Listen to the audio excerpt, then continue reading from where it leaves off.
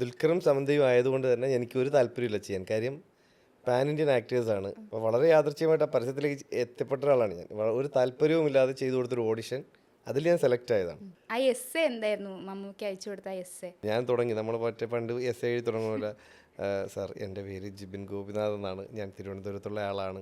എനിക്ക് റിപ്ലൈ കിട്ടുമെന്ന് പോലും എനിക്കറിയില്ലായിരുന്നു കേട്ടോ. സീരിയസ്ലി ഇത് അതേപോലെ ഒരു മനുഷ്യൻ നമ്മളെ മെസ്സേജ് നോക്കേണ്ട ആവശ്യമില്ല.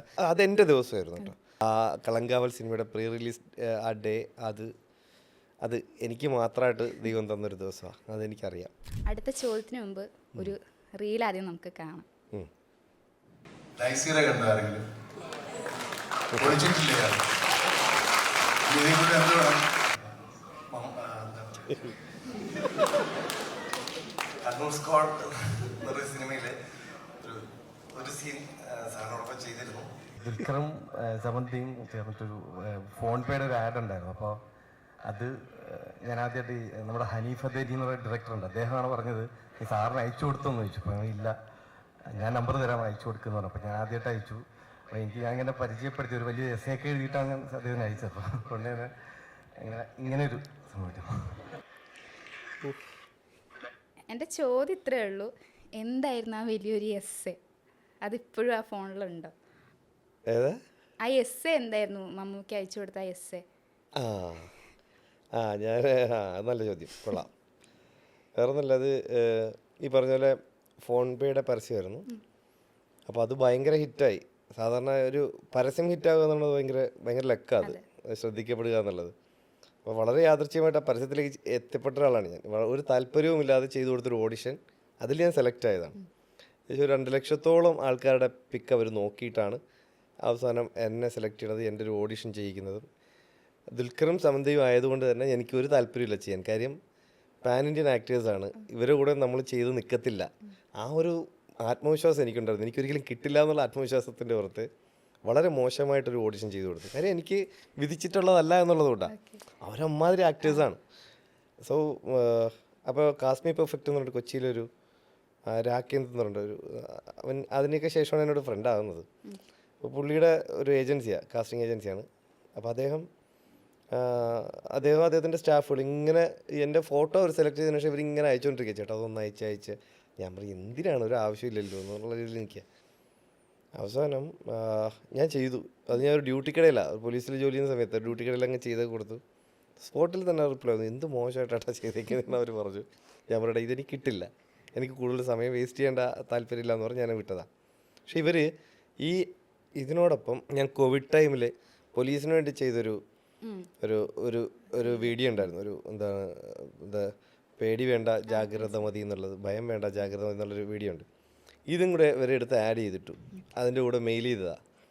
അപ്പോൾ ഇതിൻ്റെ ഡയറക്ടർ ഇങ്ങനെ ചെക്ക് ചെയ്യുന്ന കൂട്ടത്തിൽ അപ്പോൾ എൻ്റെ വീഡിയോ ഒന്നെന്ന് പറഞ്ഞ് പുള്ളി ഫസ്റ്റ് ഓപ്പൺ ചെയ്യുന്നത് ആ വീഡിയോയാണ്.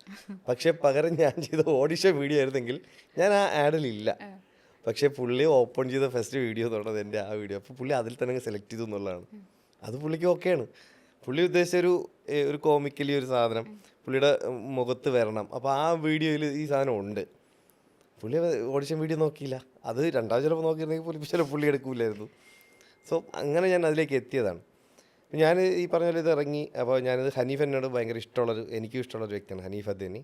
അപ്പോൾ അദ്ദേഹം അതിന് ഈ ആഡ് അയച്ചു കൊടുത്തു. ഒരു സൂപ്പറായിട്ടുണ്ട്. അപ്പോൾ എന്നോട് ചോദിച്ചു, ഇത് മമ്മൂക്കൊക്കെ അയച്ചു കൊടുത്തു എന്ന് ചോദിച്ചു. ഞാൻ പറഞ്ഞില്ല, എന്താ അയക്കാത്ത? ഞാൻ പറഞ്ഞ് എനിക്ക് സാറിന് പരിചയമില്ല, എനിക്ക് അങ്ങനെ എനിക്കറിയില്ല, ഇങ്ങനെ ഒന്നുമില്ല, ഞാൻ നമ്പർ തരാം, നീ ഇതൊന്ന് അയക്കണം, നീ ആരാന്ന് പറഞ്ഞ് നീ അയക്കണം എന്ന് പറഞ്ഞു. അപ്പം ഞാനെന്ത് ചെയ്തു, ഞാൻ എടുത്തിട്ട് എനിക്ക് ഭയങ്കര ടെൻഷൻ, എന്ത് എഴുതണം. ഞാൻ തുടങ്ങി നമ്മൾ മറ്റേ പണ്ട് എസ് എഴുതി തുടങ്ങുന്ന പോലെ, സാർ എൻ്റെ പേര് ജിബിൻ ഗോപിനാഥ് എന്നാണ്, ഞാൻ തിരുവനന്തപുരത്തുള്ള ആളാണ്, ഞാൻ പോലീസിൽ ജോലി ചെയ്യുന്നു. പോലീസിൽ ജോലി ചെയ്യുന്ന കാര്യം പറഞ്ഞില്ല. ഞാനിങ്ങനെ കുറച്ച് സിനിമകളിലൊക്കെ ഞാൻ ചെറിയ ചെറിയ വേഷങ്ങൾ ചെയ്തിട്ടുണ്ട്. ഇതിപ്പോൾ ഫോൺ പേയുടെ പരസ്യത്തിൽ ദുൽഖറും സമന്തയുമാണ്. അപ്പോൾ ദുൽഖറിനോടൊപ്പം നിൽക്കുന്ന പോലീസുകാരൻ ഞാനാണ് സാർ, സാർ ഇതൊന്ന് കാണണം. അപ്പോൾ എനിക്കത് എന്തായാലും പുള്ളി കണ്ടിട്ടുണ്ടാവും, മോൻ്റെ പരസ്യമല്ലേ നല്ലതല്ല. അപ്പം കണ്ട് കുറേ കഴിഞ്ഞപ്പോഴത്തേക്കും ഇങ്ങനെ ഒരു വലിയ പാരഗ്രാഫ് എഴുതി, വീട്ടിൽ അച്ഛനുണ്ട് അമ്മയുണ്ട്, എനിക്കറിയില്ല ഇവർക്ക് എന്താണ് എഴുതേണ്ടതെന്നുള്ള അറിയാത്തതുകൊണ്ട് ഞാൻ ഇതൊക്കെ വെച്ച് അങ്ങ് വിട്ടതാണ്. എനിക്ക് റിപ്ലൈ കിട്ടുമെന്ന് പോലും എനിക്കറിയില്ലായിരുന്നു കേട്ടോ. സീരിയസ്ലി ഇത് അതേപോലെ ഒരു മനുഷ്യൻ നമ്മളെ മെസ്സേജ് നോക്കേണ്ട ആവശ്യമില്ല. കാര്യം സേവ്ഡ് നമ്പറല്ല, ഇത് നോക്കുമല്ലോ എന്നുള്ള ഒരു ഉറപ്പില്ല. മൈൻഡ് ആക്കുമോ എന്നറിയില്ല. ഇങ്ങനെയൊക്കെ നിൽക്കുന്ന സമയത്ത് നോക്ക് ഒരു അയച്ചൊരു 10 മിനിറ്റ് കഴിഞ്ഞപ്പോഴത്തേക്കും ഒരു തമ്പ് സൂപ്പറായിട്ടെന്നുള്ള ഇങ്ങനെ ഒരു ഇത് വന്നു. അപ്പോൾ അതാണ് ഞാനന്ന് അവിടെ പറഞ്ഞത്, ഒരു എസ്സേ ഞാൻ എഴുതി വിട്ടു എന്നുള്ളത്. ശരിക്കും കിളി പോയൊരു മൊമെന്റ്. തീർച്ചയായിട്ടും അന്ന് അതാ ഞാൻ പറഞ്ഞ. ഇപ്പോൾ സാറിന് ഇപ്പോൾ അയക്കുന്നതിനെല്ലാം സാർ റിപ്ലൈ തരും അല്ലാതെയൊക്കെ തന്നെ. കാര്യം ഇപ്പോൾ സാറിന് നന്നായിട്ട് അറിയാം നമ്മുടെ നമ്പർ കാര്യങ്ങളൊക്കെ ഉണ്ട്. അപ്പോൾ ഇപ്പോൾ ഭയങ്കര അടുപ്പമാണ്. അപ്പോൾ അതുകൊണ്ട് തന്നെ പക്ഷേ ആദ്യമായിട്ട് ഇപ്പം നമ്മളെ പരിചയമൊന്നുമില്ല, പക്ഷെ നമ്മളത് പെർഫോം ചെയ്ത് അത് അദ്ദേഹം പറഞ്ഞു. അതാണ് അത് ആ മൊമെൻ്റ് എന്ന് പറഞ്ഞാൽ അതെൻ്റെ ദിവസമായിരുന്നു കേട്ടോ. എൻ്റെ ജീവിതത്തിൽ ഒരിക്കലും മറക്കുന്നതിനപ്പുറത്തേക്ക് അതെൻ്റെ ദിവസം. അത് ഞാൻ വളരെ ആത്മവിശ്വാസത്തോടെ തന്നെ പറയും, അതെൻ്റെ ദിവസമായിരുന്നു. കളങ്കാവൽ സിനിമയുടെ പ്രീ റിലീസ് ആ ഡേ അത് എനിക്ക് മാത്രമായിട്ട് ദൈവം തന്നൊരു ദിവസമാണ്. അതെനിക്കറിയാം. അതങ്ങനെ സംഭവിച്ചു. അതിൽ ഈ പറഞ്ഞ പോലെ എനിക്ക് ആ മൊമെൻറ്റ് എനിക്ക് അറിഞ്ഞൂടാ അതെങ്ങനെ പറയണമെന്നോ അതിൻ്റെ വാല്യൂ എന്താണെന്ന്. ഞാൻ അതിനുശേഷം ആ സ്റ്റേജിൽ നിന്ന് ഇറങ്ങി താഴേക്ക് ചെന്നതിന് ശേഷം എല്ലാവരും വന്ന് സാറിങ്ങനെ പറയും. കാര്യം ഈ സ്റ്റേജിൽ നിൽക്കുമ്പോൾ നമുക്ക് ഒരിക്കലും അറിയാൻ പറ്റില്ല. ഈ അവിടെ ഭയങ്കര എക്കോയും എന്താ പറയുക ക്ലാരിറ്റി ഉണ്ടാവില്ല. ഞാൻ സാറിൻ്റെ അടുത്തേക്ക് എന്തൊക്കെയോ പറയുന്നുണ്ട്, നല്ലതാണ് കാര്യം, ചേർത്ത് നിർത്തിയാണ് പറയുന്നത്. ആ സംസാരത്തിനിടയ്ക്ക് 4 തവണ എന്നെ ഇങ്ങനെ ചേർത്ത് പിടിക്കുന്നുണ്ട്. ഞാൻ ആ തുടക്കത്തിൽ എനിക്ക് എന്ത് പറയണമെന്നറിയില്ല. സാറിനെ പറ്റി പറയണോ, സിനിമയെ പറ്റി പറയണോ, എവിടെ തുടങ്ങണോ, കാര്യം എനിക്ക് സ്റ്റേജിൽ പോകണ ഐഡിയ ഇല്ലായിരുന്നു. അപ്പോൾ അതിനാണ് ഞാൻ പെട്ടെന്ന് ആദ്യം തുടങ്ങിയപ്പോൾ അയ്യോ ഈ ഒരു അങ്കലാപ്പിലായിപ്പോയി. അപ്പം എങ്ങനെ അതാണ് സാർ അവിടെ തുടങ്ങിയിട്ട് തോന്നുന്നു. പിന്നെ ഭയങ്കര കൂളായിട്ട് സൈഡിൽ ചെന്ന് ഒത്തിരി കാര്യങ്ങൾ പറയാൻ പറ്റി. കുറേ അല്ലെങ്കിൽ സാറിനോട് നന്നായിട്ട് സംസാരിക്കുന്നതാണ്, പക്ഷേ അവിടെ ഞാൻ ജസ്റ്റ് ഒന്ന് പാളിപ്പോയി. പക്ഷെ അതിന് സാറ് ഭയങ്കരമായിട്ട് എന്നെ ബാലൻസ് ചെയ്ത് എന്നെ തിരിച്ചവിടെ എൻ്റെ മൈൻഡൊക്കെ സെറ്റാക്കി ഭയങ്കര കൂളായിട്ട് തമാശയൊക്കെ പറഞ്ഞു. പിന്നെ ഒരു മൂലയ്ക്ക് പിന്നെ ഫുൾ ഉണ്ടായിരുന്നു അവിടെ. അന്ന് അതെൻ്റെ ജീവിതത്തിലൊരു മൊമെൻ്റായിരുന്നു അത്. എനിക്കത് ഇപ്പം തന്നെ എനിക്കത് എല്ലാത്തിനും ഫീൽ ചെയ്തു. തീർച്ചയായിട്ടും അതെൻ്റെ ദിവസമായിരുന്നു.